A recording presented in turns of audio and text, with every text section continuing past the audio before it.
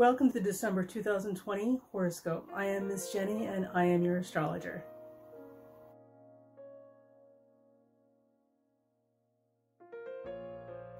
So I want to start the report off by saying I'm a little disappointed. Just a little disappointed. Some people promised us rioting, looting, civil war, people overtly expressing their anger in the streets. You know, darling, those Americans, they cannot, conspiracy theory, aliens, bad mojo, well, you know, Trump's gonna win.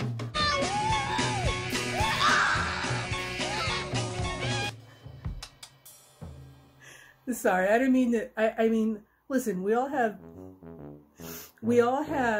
bad predictions, right? And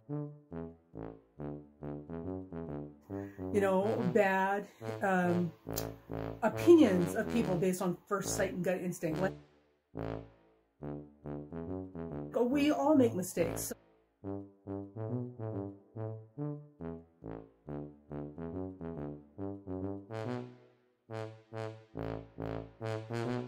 The reason I'm doing this right now, one, because I think it's hilarious. The other is, most important, is when you assume the worst about something, whether it's a prediction, a person, a situation, right? Or a potential outcome. The thing to always examine first is you, because these are based on your biases and your prejudices, and most importantly, your belief systems. So for people who have been, especially soothsayers and astrologers and card readers and the whole ilk of uninformed folks who don't have significant time invested in education studying poli-sci or political sciences and all that sort of stuff. I know I don't, so I don't try to go there, but I'm also more self-reflective for reasons and habit. In any event, they don't have an extensive background in economy and political science and all the sort of stuff. They're not people whose expertise I would take seriously in these regards, except that they're using the same star charts I am. We're all coming up with different answers. Well, some of us are coming up with different answers. So the thing about it is, if they're prognosticating the worst, civil war, rioting and looting in the streets, oh my God, that President Trump.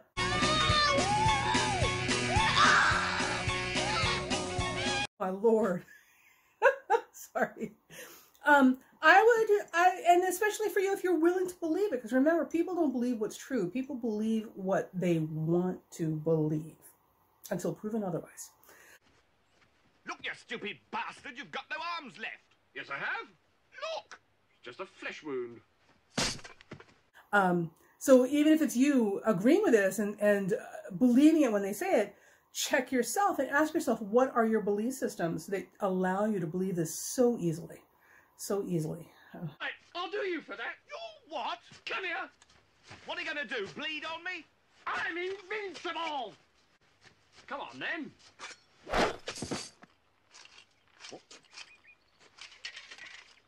All right, we'll call it a draw.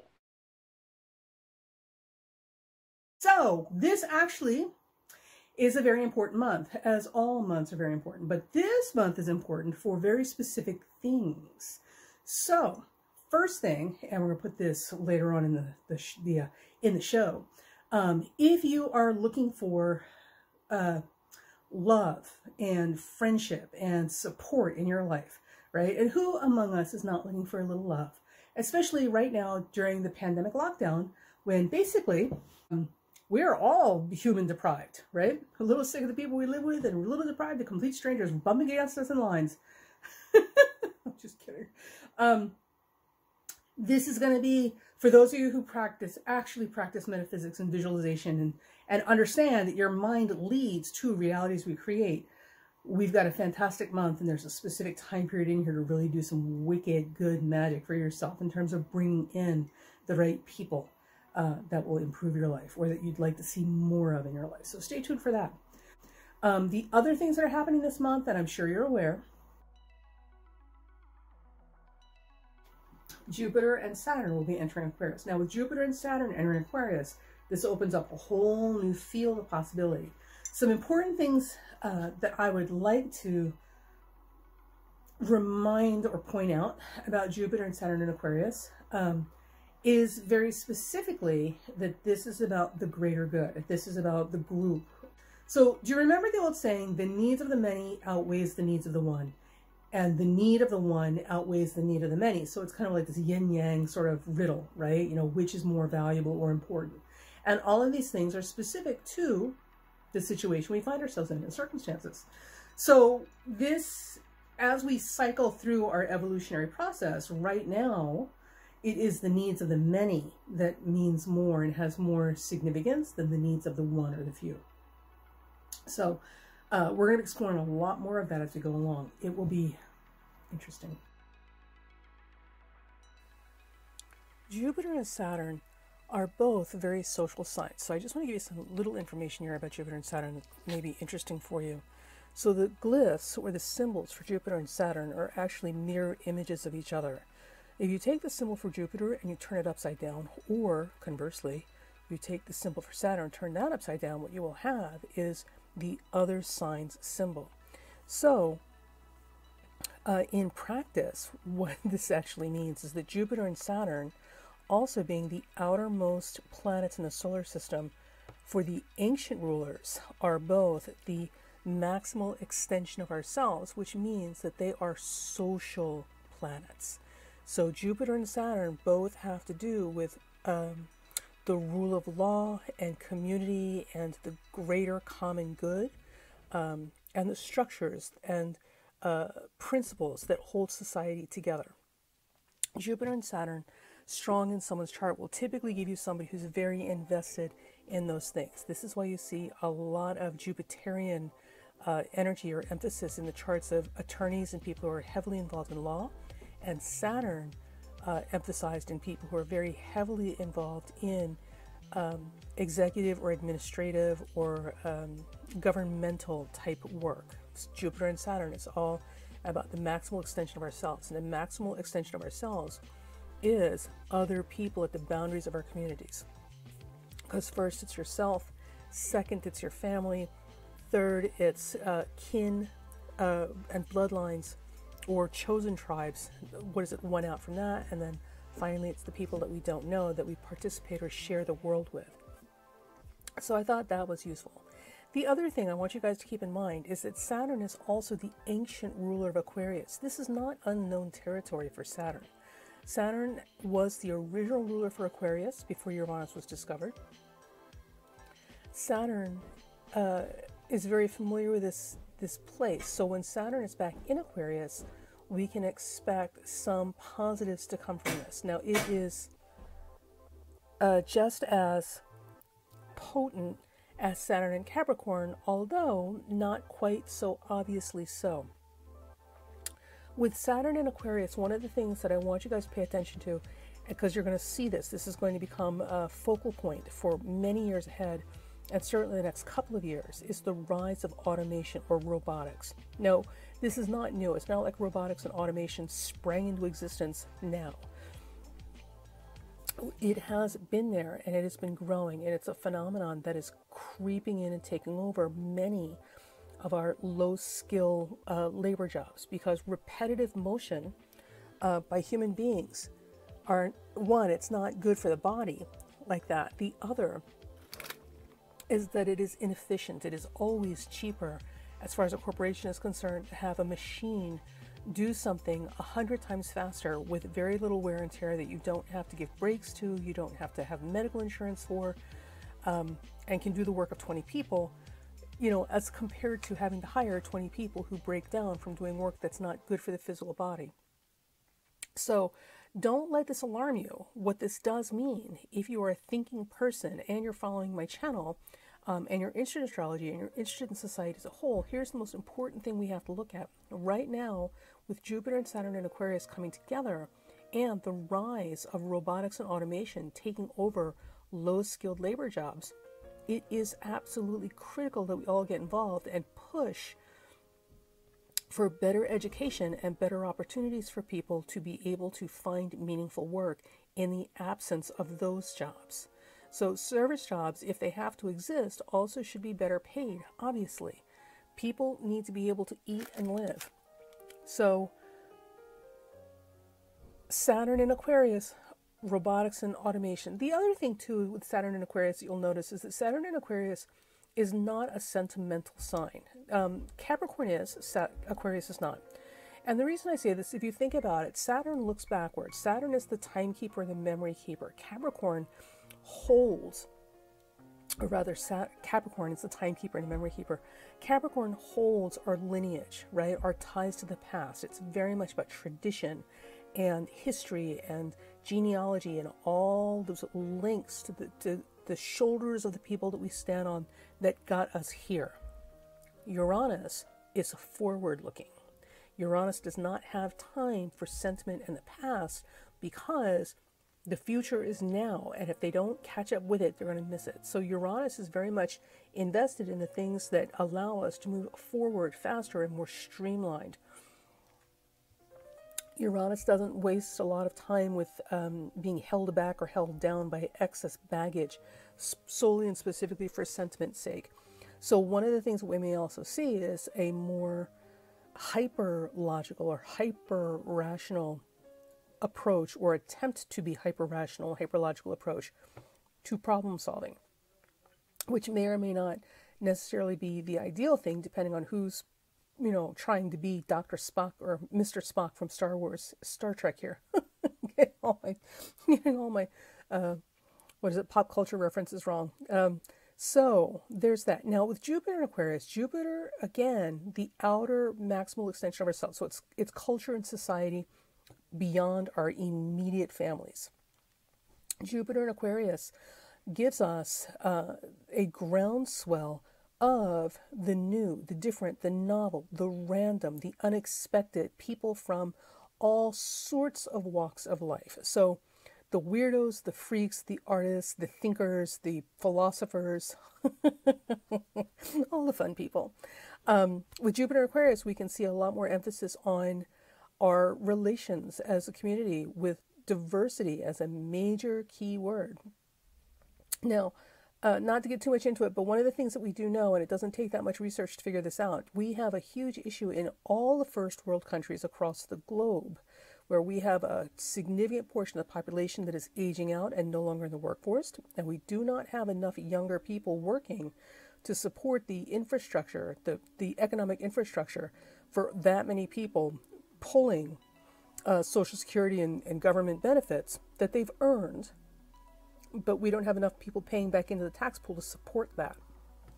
And this is where we're having a significant economic crisis, not just in the US, but in other first world countries too. This is not specific to one country. All the first world countries are dealing with this right now.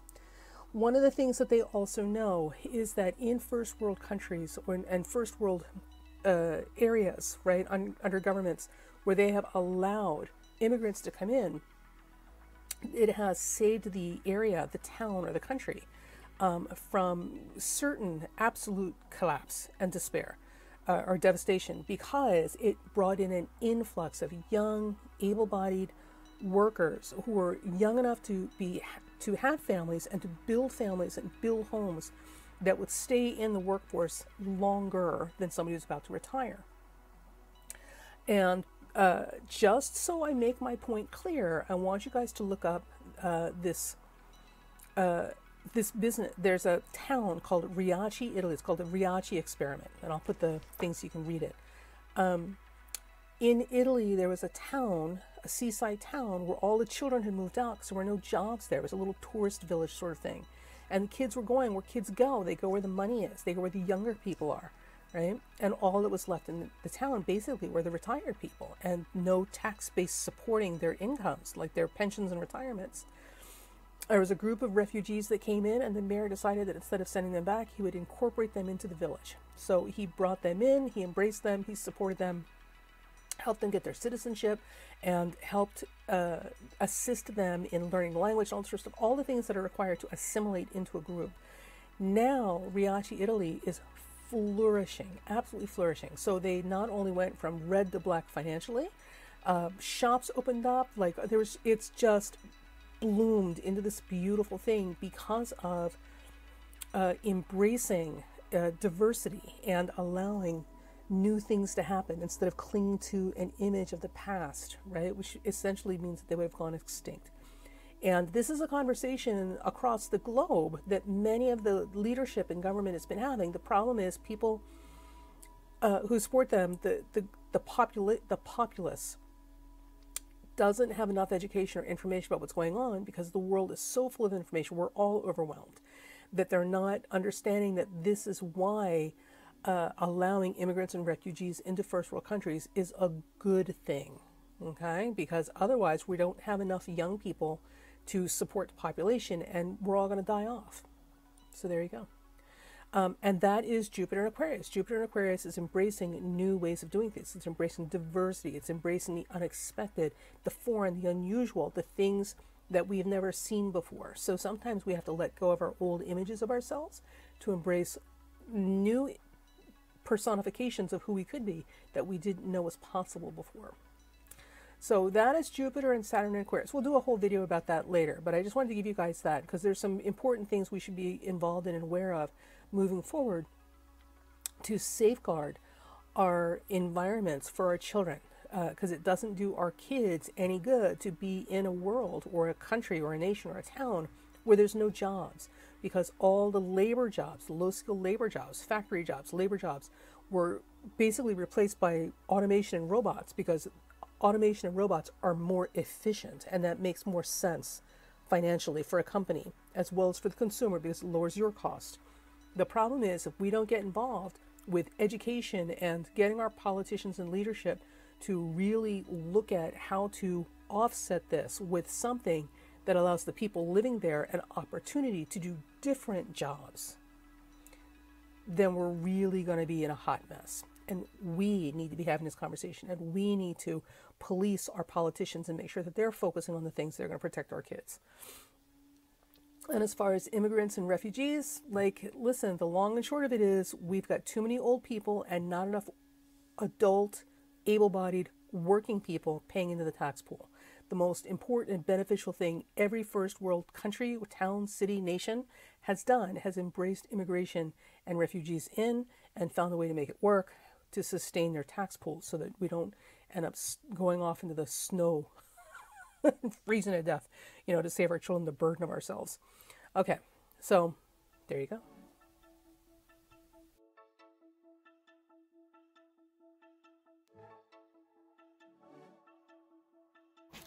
One of the things that I do also want you to keep in mind is this month, the month is starting out with cardinal squares, right? So lots and lots of action and busyness and feet moving. People are moving and shaking the first part of the month. Now, so a lot of things will be initiated at the beginning of the month. Now, as this happens, interestingly, we're going to transition right into fixed sign squares by the end of the month. So this means that a lot of possibly impulsive, possibly hasty, but certainly well-intended, I guess, depending on who's doing the intention, and very quick, decisive actions and decisions will be made all through the beginning of the month. When we get to the end of the month, those decisions will be slower to be made and committed to, but once in place, those decisions are going to be long-term and nearly impossible to undo. So keep an eye on events, both in your personal life and in the outer world, as far as major decisions and changes that are happening, to see where we need to navigate ourselves in terms of handling these things. So, you know, not all decisions, the ones we want. Remember, needs of the many versus the needs of the few.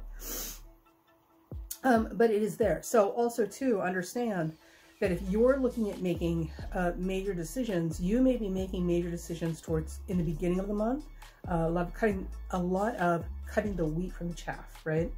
The Marie Kondo approach to life. Get rid of everything in your life that doesn't bring you joy or is, you know, a weight around your neck.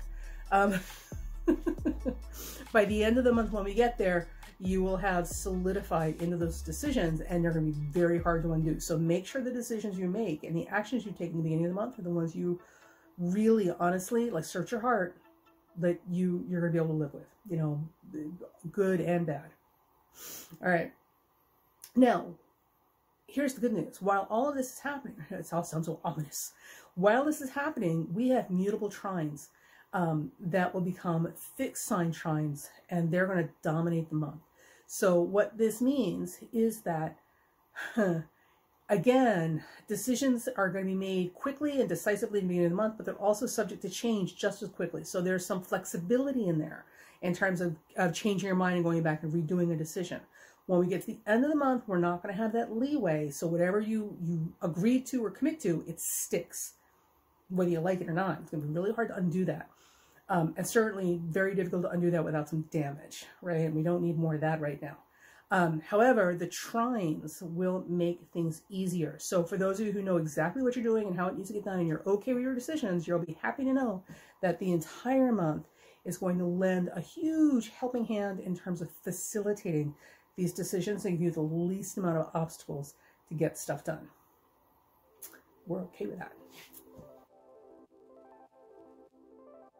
Some dates I want you guys to watch are going to be December 16th through December 20th. Those 4 days are, wow, magnificent, active, high drama, high key days. And don't be so like, oh, drama. Listen, we all love drama as long as it's somebody else's drama, right? That's why we love soap operas and television shows and good movies and good stories.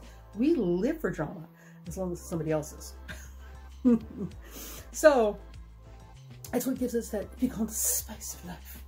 So December 16th to 20th, I want you to circle your calendars and mark those days.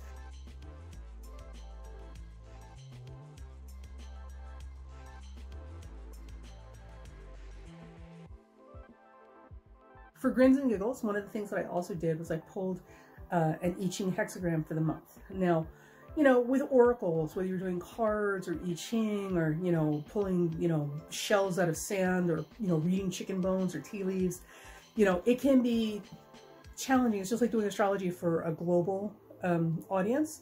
It can be challenging to delineate or define, like, you know, this theme, this one little thing. And a large part of this is because you're dealing with an audience all over the place, right? So, you know, and these particular things are very personal. So understand that the I Ching hexagram that I pulled for this month is something that was given to me through the I Ching to give some insight into like an overview of the month. And I'm very, very thrilled to report that it was a really comforting and reassuring I Ching. So the I Ching for this month is going to be Worrying the Tiger, which will then change over to Gentle Restraint. So the card associated with this, you do tarot, the card associated with this is going to be the Strength card, and I'll put an image up next.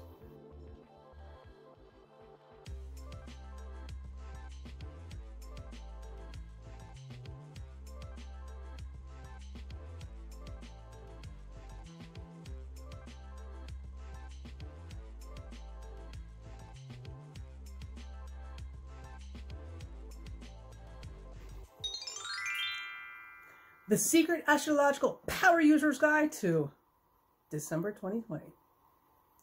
All right, so if, and this is the bonus material for you guys, if you're looking for love, a friendship, a survival buddy to help you manage your doomsday bunker, your best dates this month, believe it or not, prepare December 4th through 10th. During this time, now it's a two-part thing. So December 4th through 10th, visualize, create in your mind, see in your mind what kind of person you want to draw into your life, or people, plural, right? Draw to yourself. Imagine what you want more of. So for instance, maybe you are, I'll use myself as an example, right? Maybe you're an introvert. I know, hard to believe. Maybe you're an introvert, but you're also very creative and artistic, and you're a bit of a performer. Okay, so these things can be complicated depending on where you're living and your age and all this sort of stuff in terms of finding like-minded souls or kindred spirits, right? Because introverts generally don't leave their house a lot. But so you want more creative people in your life. You want more performance, theater, artsy people, right? This is the time to visualize who these people are and what you want more of in your life. Imagine that you, like a friend of mine, you're an older woman, meaning you're not in your 20s. So you're not hanging out in gangs of friends, right? Because when you're in your 20s, everybody knows everybody, because that's what you do, is like this mobile herd of bodies communicating, right? Because it's the whole dating, mating time of life. But as you get older, people will tell you that your friendships tend to drop off because of lifestyles and, you know, deaths, and, you know, people move across country and time, you know, and all this sort of stuff. Like, it makes it difficult to have social relationships outside the house as you get older for a variety of reasons. So maybe you're in that age group and you want to have someone that you can spend time with. You want a little love in your life. That never, ever changes, no matter how old you are. You could be 103, you're still going to want a little love in your life. You know, unless you're a psychopath. So think about the type of companion you would want in your life. If you're younger, think about the type of person that you would want to be dating, right? Think about the qualities of this person and what the nature of this relationship and what this brings to you and how you participate in it. See all of it in detail. Visualize it. If you're looking for prayer buddies, maybe you, I don't know, maybe you are a member of the great spaghetti god church, right? Or you worship Cthulhu. And you live in Oklahoma, where there are no Cthulhu worshippers and nobody's ever heard of the great spaghetti god. And worse, they'd probably run you out of town, you know, on a pickup truck with Trump flags if they heard about it. This would be the time, and you really want community. This is the time to visualize and see these types of people coming into your life, right? Having these types of experiences and relationships that you're looking for, right? So in this case, it would be spiritual buddies, right? Maybe you're living in a mountain, writing a manifesto by yourself in a cabin in the woods. and you really want a companion to share some time and tea and thoughts with, you know, while you're being paranoid. I'm not saying that you would be, but, you know, this would be the time to this would be the time to imagine in your mind who or what this person would be like and what this relationship is, and really create it in your mind so you can pull it yourself. That's the first part. The second part, December 10th through 14th, is when the door opens. So if you've done your homework, right? If you've done your homework and you've gotten to December 10th and you've created in your mind and really made so real, it seems like a memory, right? Like it's actually happening. This person or people, these relationships coming in your life, and you can see yourself participating in them and the feelings that you have having these relationships. If you've done your homework, December 10th through 14th will open a portal or a door to allow circumstances to occur that will either bring this person to you or put you in a position to do something or go somewhere or meet someone where later you will cross paths with the person you're trying to manifest. True dat. True dat. So keep that in mind, and if this is something that's of interest to you, then definitely do it. Now understand that this particular window that we're talking about from the 4th through the 14th, these 10 days, this is, I hate to say it, but for this particular segment, it's the last chance for boarding. So if you don't do it now, I don't know when we're going to have this happen again. So there is a bit of urgency to this, you know, and it's not because the world is coming to an end. I hate to break it to you folks. The world is not coming to an end. I mean, the world, as some people know it, might be coming to an end, but the world itself is not coming to an end. We're all going to be here. Well, some of us will still be here. To sum up, final notes, make no mistake about it, December is going to be a very Saturnine month, in spite of the fact that Jupiter and Saturn are both going into Aquarius, because Aquarius is still a Saturnine sign. It is Saturn ruled. It shares its rulership with Uranus, but at the end of the day, it is still a Saturn ruled sign. So we can expect this December to be lean and to be very focused on pragmatic, essential, necessary things in life more than indulgences. In fact, people who are a little too boasting about their good fortune at this time, it may find you're getting a very unwelcome reception from all corners of the globe. This is not the time to celebrate and publicly show how well you're doing. This is definitely a time when everybody expects everybody else to put their nose to the grindstone and kind of get in and get it done. It's that kind of a December. Now, with that said, this does not mean that we should give up hope that all is lost, because here's the most important day in December. This is the beginning of a brand new cycle. This is so beautiful.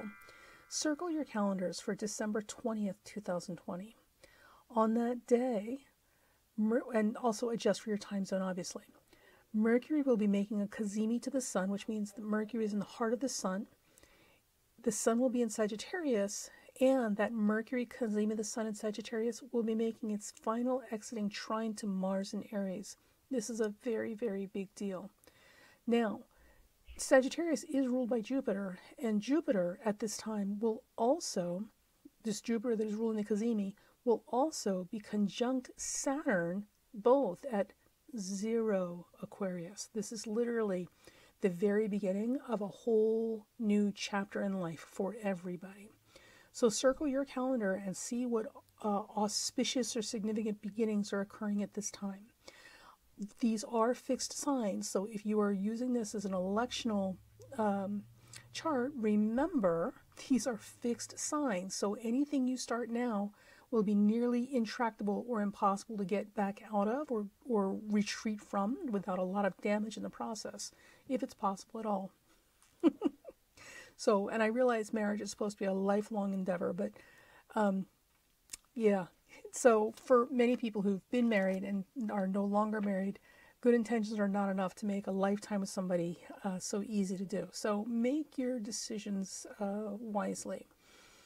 Now, with Uranus and Saturn both ruling Aquarius, yes, Uranus is the modern ruler of Aquarius. Uranus also is in Taurus, which is also a fixed sign. So things that get initiated right now, especially under this cazimi, are, again, almost intractable. It's going to be very difficult to get yourself out of them. In terms of what we can expect now that everything's shifting into Aquarius with Uranus as the modern ruler in Aquarius, or in Taurus rather, Uranus is in Taurus, Saturn's in Aquarius. So the things that you may hear a lot about have to do with money and economics and banks and finances and yada, yada, yada, like all the standard stuff. And gold and gold values may come up again. Let's hope not. What it also means, and here's the most important thing, what it also means, remember, Taurus represents our resources, not just money. Money is a resource, not all resources. So Taurus represents our resources, which includes soil, food, agriculture, real estate, the things that we build on. With Uranus and Taurus, we can expect some major restructuring of how we manage our resources. With Uranus and Taurus, climate change and soil erosion are also going to be, and land management, are also going to be very big deals. With Jupiter and Saturn in Aquarius, with that Uranus and Taurus, we can expect to see hopefully, a much more conscientious and deliberate approach to better land conservation and land management and agricultural support and better farming methods. And with Uranus, always look for innovations and exciting breakthroughs and new ways of doing things. So we're looking at a time when we're moving forward into some exciting stuff that will help maximize our resources and our use of resources. Also, with Pluto and Capricorn, remaining in Capricorn while all this is happening, the other thing I would look at, believe it or not, is also ready, waste management. So one of the things that's a huge problem that's not discussed, it's all over the internet. You can do your own Google search for this and research it. But it's not flashy and glamorous, so it doesn't hit the papers as much. It's not as newsworthy. Is landfill or waste management. We have an excess of garbage globally, and it is reaching critical mass. China used to handle our refuse. It no longer does. As a matter of fact, China doesn't handle a lot of our our waste management or waste product anymore because they don't have to. They have sufficiently built up their economy that they don't have to be the garbage collector for other people anymore, which is pretty good for a country to do. So all of our wastes have been shifted to other countries. The problem is other countries are also running out of places to put this stuff. We are producing infinitely more waste, especially electronic waste, than necessary or manageable. One of the things that we may see with Uranus and Taurus, the shift of Jupiter and Saturn into Aquarius, and Pluto still hanging back in Capricorn, is improvements or discussions of improvements and how to make innovations in terms of efficient, necessary, and much improved waste management, which falls under also resource management. And I say Pluto and Capricorn because Pluto obviously rules waste and the things that we wish to purge and get rid of, and Capricorn rules the old way of doing things and also structures. So there's a lot to be said and conversations to be had around that subject, which we will leave for another time. So December 20th, 2020 is the big special day. Mark your calendar. This is a great time to plant a seed in your life and to start a new chapter.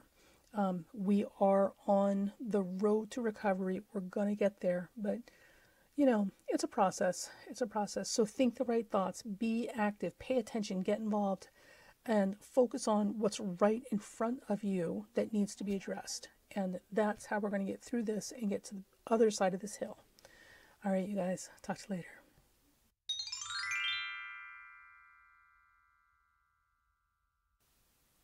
If you enjoyed this video, click that like button below the video and give me your feedback and let me know.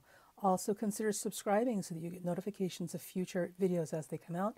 And if you know somebody that you think would enjoy this or benefit from this video, by all means, share with them as well. Now, for those of you who are interested and like podcasts because you want to data stream the audio without the pretty pictures, you can always find me at anchor.fm/primalgirlwellness. Also, for those of you who like written material and maybe a deeper dive into things, I do keep a blog at primalgirlwellness.blogspot.com. For those of you who are interested, readings are now available. Now, there are some things I want you guys to understand about the readings. First, you can find me at http://vrfd.co/destiny and fate. Link will also be down below the box. You can sign up for notifications and it will let you know when I am online and available taking readings. So this is not a phone bank service. If you call, you're definitely and only exclusively getting me on the phone. So you're going to want to get notifications that I'm available and doing readings. This is my personal line. The other is that because this is a paid line, I want you to get the most out of your reading in the least amount of time. I genuinely have no interest in keeping you hanging on for longer than necessary to get really basic information to answer your question. So the best way to do that, to optimize and maximize the bang for your buck for your reading, is follow these instructions, and this will serve you well. The first thing is to figure out what your questions are. Be as specific as possible. Ask me big, broad, general questions or questions you already know the answer to. I can do this, but it will take longer. You won't necessarily get as specific an answer. And honestly, why would you waste your time with something like that? These are primarily clairvoyant readings, which means that I'm using tarot cards and crystal balls and tea leaves and Ouija boards, whatever I happen to have available that's going to get me the answer that I need. If you have a specific astrologically based or related questions, the easier thing to do, or if your question is more complicated, the easier and smarter thing to do is going to be to send me an email outlining what your issues are and what questions you want answered. If it's astrology based, please give me the astrology information that I need, which is typically name, date of birth, place of birth, and time of birth, if you have it, exact within 5 minutes. And then request to schedule a time to call so that I can relay your answers by phone and answer any additional questions that come up as we're doing your reading. That is the best way to get the information that you need in the least amount of time, right? With the most efficient way possible. You might be asking yourself, well, what is so different about your readings compared to other people? And all I can tell you is that my readings, much like my personality, are very direct and to the point. So I'm not a huge fan of fluff and BS, in case you haven't noticed. And if you've ever had a reading with me, you know everything's very on the table, raw and real. And like, that's it. Like, this is what it is. We don't pull any punches around here, because life is too short to have your ego stroked when you've got real issues that need to be worked through. So if you're needing or interested in a reading, you can reach me now by phone. Again, if it's complicated or astrology based, send the email first, schedule the reading time when you can call, and I'll answer your questions live over the phone and any additional questions that come up. If it's a simple base question, then just call. And again, go to this website address and log in and ask to be notified when I'm online so that you can see when I'm taking calls. I will not receive any of your personal information in terms of your financials, so you're perfectly safe. You won't have to worry about that. And that's it. I hope you guys are having a good December. We're all needing to get through this as best we can. This pandemic's really doing a number on many of us in many, many, many ways. But together we will pull through this. Okay. Bye.